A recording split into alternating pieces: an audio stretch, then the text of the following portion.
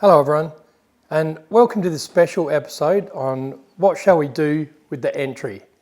So I've been thinking about this thanks to some comments from a few people, thinking about what we can do, because I don't like this just a door, this box with a door just coming straight into this room and tucked right over in a corner. I agree, doesn't look right. So I've had a harebrained idea. So I'm going to attempt to show you what I'm thinking. So just in short, I'm thinking come out with this little nib, like what we're using on the other archway nibs through there. Come out, come across on a 45, and then go back into the wall with a bit of a flat there. So this is a true 45. And I don't want this too small, so I'm coming along here a bit. And put a big arch through there, a B arch. So that's what I'm thinking. I'm going to see how I can show you this, maybe with a bent stick or something, put the arch there, and so we can really get a good look of it. And then if you don't mind in the comments letting me know what you think. I do value what you all think, and as I've shown you, we're taking this wall out. So if you can get back to me and say, give me your thoughts, too big, too small, don't like the angle, it doesn't work in the house, all those kind of things. Happy to hear it all. And yeah, we'll see what the next video will bring you, if we're going to build this or not.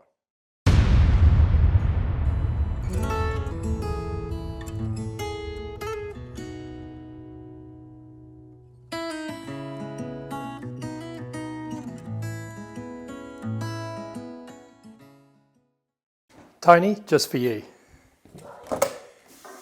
There we go. By the way, that's a photo of a jetty just out of Adelaide that I took. And this framework is just a frame I knocked up at work. Just tried to get a rustic jetty looking frame. So yeah, anyway.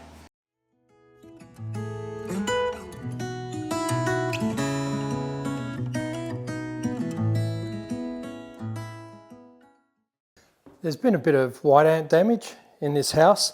Along this wall that I removed yesterday, there was quite a lot of white ant damage there. And then pulling this off, this has all been eaten out all up the inside by white ants. That's why it's breaking off in little bits. So anyway, that doesn't really matter. The walls still seem solid. Actually, the white ants hadn't eaten into the framework at all on this wall. It was only the skirting and a bit of the floorboard.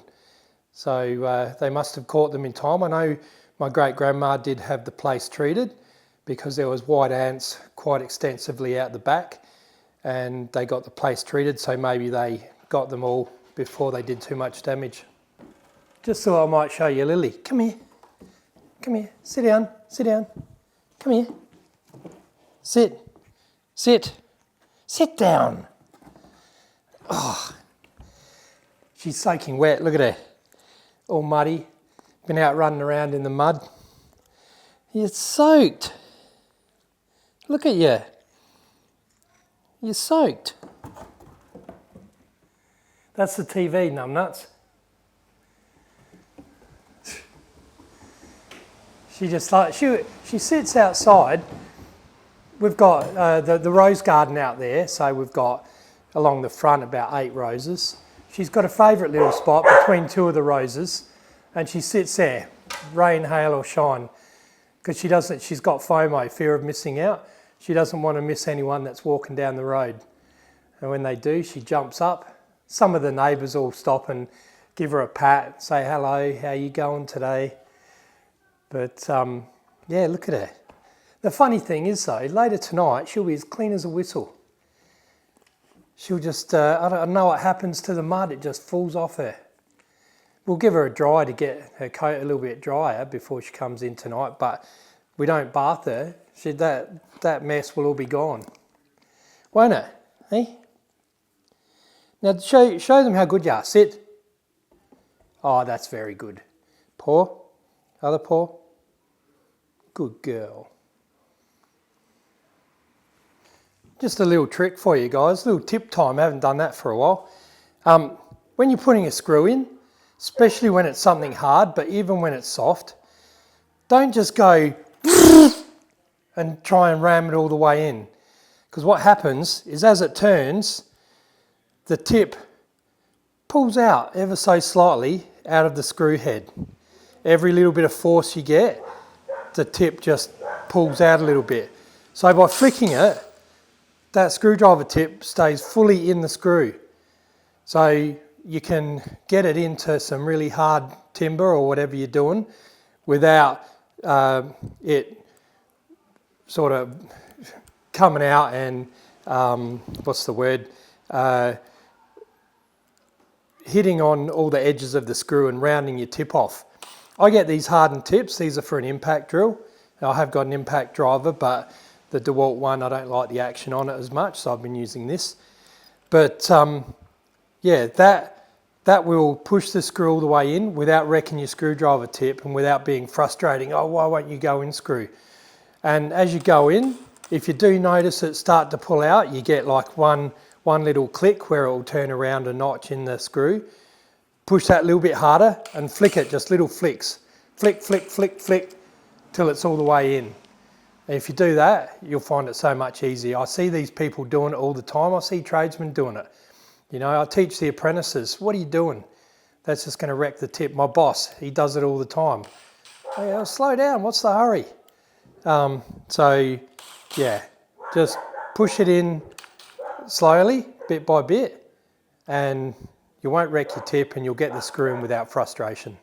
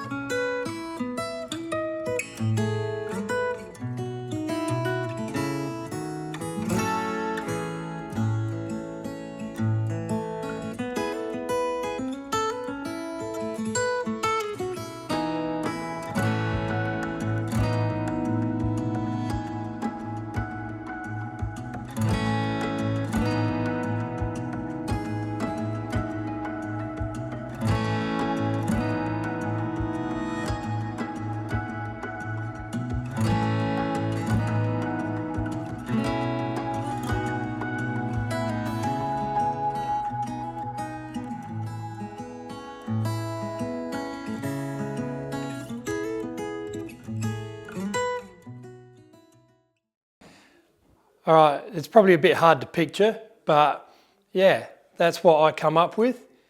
These are all the little nibs for the arches down there. So I thought it was just enough to do this. I bought this flat piece out here because I wanted to leave enough room that we can have a thin hall stand here to hang our hats and coats, whatever on. So that door will get moved down to there. So that won't be a drama. I really like this texture of, you know, we'll have a chimney and fireplace over there. So it'll come around that, it'll come across, and then it'll come out, it'll angle across, back into the wall. And you get those, with those big cornices, you get so much shape as it comes around. And that to me is a true Victorian look that they often did. A lot of different textures with, I'm calling it textures, but you know, they didn't make things boxy. They built them out, they put angles, they did nice things like that. And I feel like this is really getting that vibe to it. So you come in the door, you can see down the hallway, but you also open up into the parlour. So, you know, as people come in, we can bring them in and sit down and yeah, greet them in the parlour. Or we can walk straight down the hallway and go into the kitchen. So I'll give you a few different views. Now I'm just going to put at the end of this video, I'm just going to put some images of the design features that this house is going to have, because I've got them in my head, but you can't see in my head. So these images will show you what I'm thinking, and you'll be able to really get a true picture then as to what I'm going for, because I've got it all, it's all in here. I can see it like a picture in front of my eyes. So yeah, I hope you like that. If you don't, let me know, and let me know what you would change, because it would be great to do this while I'm doing all this stuff down here. I can get this all plasterboarded and looking nice, and then I can build all these arches at the same time. So this arch is going to be a little bit bigger, so it will go up a little bit higher, which is cool. I think that's going to totally look all right. The picture rail will come along and butt into this flat, and it will butt into that flat there, so that's going to look good as well. That's about all I can tell you, I think. I might make these walls thicker. I might make them a nice fat wall, a double thickness stud here perhaps, to make that look a bit more substantial, not just because I do like the arches. I do like the chamfers. You can't do a chamfer on a 100mm wall, it just looks silly. That's why I had a problem down in the kitchen where the fridge is. I decided not to put a chamfer, but I'm still thinking, what can I do here to put a chamfer there and make it look right. So yeah, that's about it. I'll put some images up with a bit of text, and you can see what I'm thinking, and please comment and let me know good or bad, or what you would change. Cheers.